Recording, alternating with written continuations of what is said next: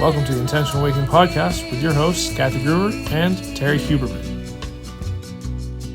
Well, hello there, and welcome to the Intentional Awakening Podcast. I'm Terrie Huberman. And I am your co-host, Kathy Gruver, and we are going to start this episode, as we do every episode, with an angel card. The angel card today is Strength. The ability to take action regardless of the outer pressures. Measure your strength by the degree to which you are willing to remain true to your values and risk the unknown. I like it. I like it. So find your strength in looking to that inner knowing today. All right. So today we're not going to talk about strength. We thought we would go over some of the signs of awakening. Yeah. That's a big search that's going on right now. A lot of my clients, I do a lot of awakening coaching, which sounds kind of silly, but that's what it is. And so people wonder, what are some of the signs? So we're going to make this a short one and then maybe elaborate on this later. Terrie, what were some of the signs that you have experienced as you're going through your awakening? And then I'll share some of mine. I think it was, because there have been so many awakenings. I think for me, one of the things I noticed in every awakening was that things were going to shit. Like my life was falling apart. Interesting. In certain areas. And I think it was so that I can get back on path and start moving in the right direction again. So for me, like a really big breakdown, it was like a huge message from the divine, like, hello, you really need to figure things out here. Interesting. It happened several times. Yeah. This sort of collapse of things and a rebuilding. And a rebuild. Yeah. That's probably very common. Yes. And I've been reading more about Kundalini awakening because that's the experience I had during my ayahuasca ceremony. And so many people are talking about just the chaos that initially brings up. Yeah. Yep. Interesting. So I just wrote down the slew of ones that I've experienced. So Nice. I'm completely out of time. I have no idea any concept of time. So if you say, how long ago did you go to such and such? I have no clue. I will go into the bathroom to just take a quick pee and I'll come back out and I say, I'm so sorry that took so long. And Eric's like, you were in there for 30 seconds. 30 seconds.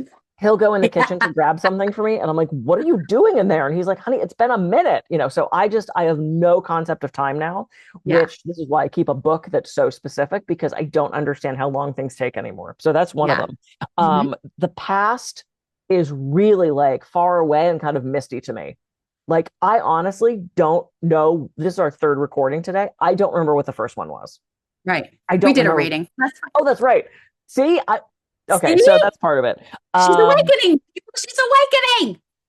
Well, it's been happening for a while. I don't have dialogue and like direct fantasy about the future anymore. Have you ever you start to think about something and then you like in your head have this whole like conversation about what you think that's going to look like and you have this almost fantasy, but I don't do that anymore. I actually can't kind of see the future in a way. It's just kind of like, I know it's there and it's kind of like, I will get there. Yeah. It's like the time thing. I've always had a huge connection to animals, but the volume has turned up on that. So like if our cat is out and I want him to come back, I can think that he'll come back. I'm talking to birds. The squirrels run up to me for food. That might just be conditioning. So that's been fascinating. My dreams have been outrageous. And so often I am actually sitting with masters learning in my dreams. So I've had that. That's been really interesting. That's a very common thing with awakening. After the last time I sat with Eckhart Tolle, and I'm actually about to go with him again for a 4-day workshop in Whistler up in Canada. After I sat with him last time, it was about a year ago in Seattle, for weeks, I had no thoughts. There was just spaciousness. And dude, I gotta say, holy shit, was it fabulous.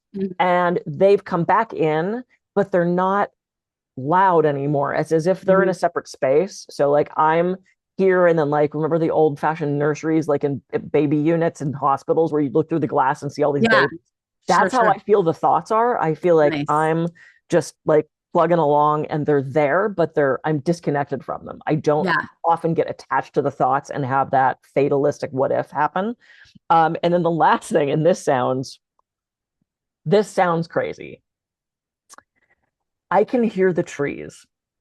I don't think that sounds crazy though, but you're It talking is to when I me. turn to my husband and I go, I hear the trees sing. And he's like, okay. So trees, to me, even to me, it sounds crazy.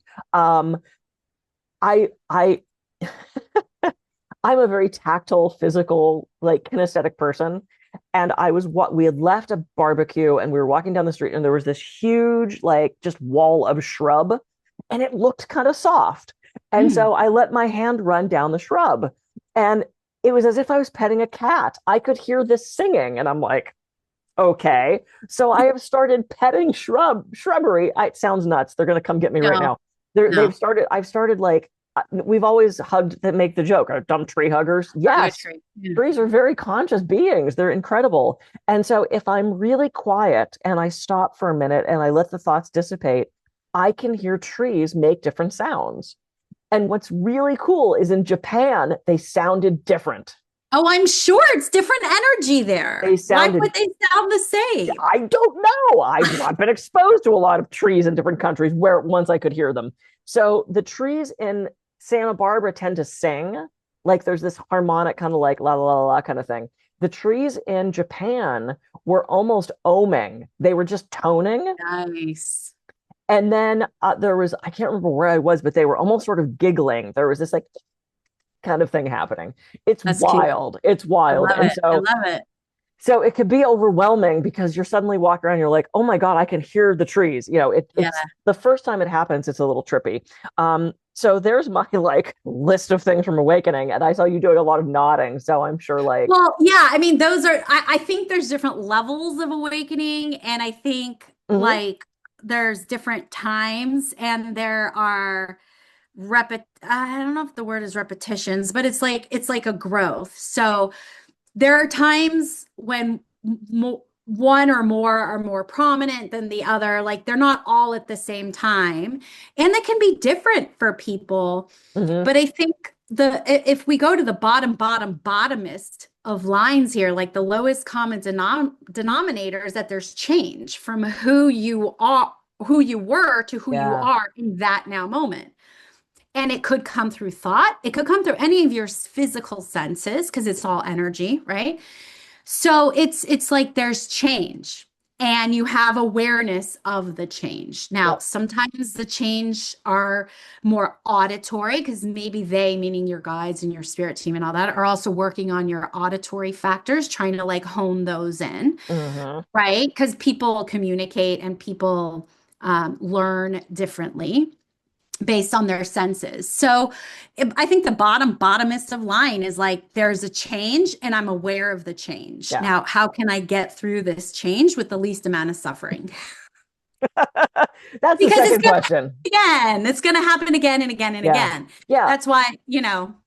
Well, and so it's so interesting because I talk to people and they think there's like one boom and you're awake.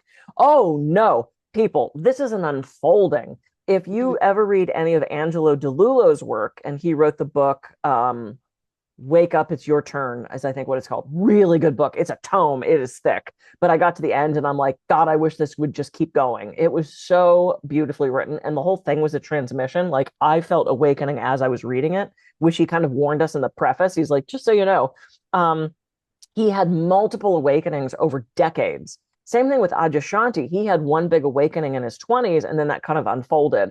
Eckhart Tolle's was more like, boom, you're awake. And he went, oh, so it's Yeah. different with everybody. And don't think, when I first started studying with Eckhart Tolle, I was like, oh, this is what it looks like. You just boom, it happens. And I was getting so bummed that I wasn't having this boom that it happened. And then I realized, oh shit, this has been happening over my lifetime. Mhm. And I could start to pinpoint, like Angelo DeLullo, these moments of, oh, that's when that shifted. And oh, that's when that shifted. And that's when that shifted. Mhm. So it's not always some big one earth shattering event. It's an unfolding over years, decades, your lifetime. And you will start to find things falling away, like Mm-hmm. friendships and relationships and Oh, things that yes. no longer serve you, because Mm-hmm. you recognize that your energy is sensitive and needs to be sort of coveted in a way. And you're not going to want to quote, I think it's the Bible, cast your pearls before swine, right? You're going to be really a little more selfish Mm-hmm. about what you do with your energy, your time, your money, your life. One of my big moments of awakening happened after I left my ex. And so Yeah. many people said, you are going to find so much opportunity when you leave your ex. And my life went boom, and it just blossomed after I was no longer stuck. I chose to be there, but stuck in this Yeah. energy of negativity. It was 100% true. Things started happening as soon as I was out of that situation. Mm-hmm. And that's the way it is. It's not a one and done. I think if there's anything we can leave you with, is that it's not a one and done, and that you can get through them. And you will. Yeah. You actually will. Because if it's your turn to not go through them anymore, you will leave your earth suit. It's that simple. Yeah. And that's an awakening. Yeah. Yeah. So So we can, there's always different levels, and it's not a one and done. yeah. Well, and one of the things I think my next book is going to be my lifetime of awakening. I'm being really called to write more about that spiritual process, because I started out as a strict Catholic and then I was a witch.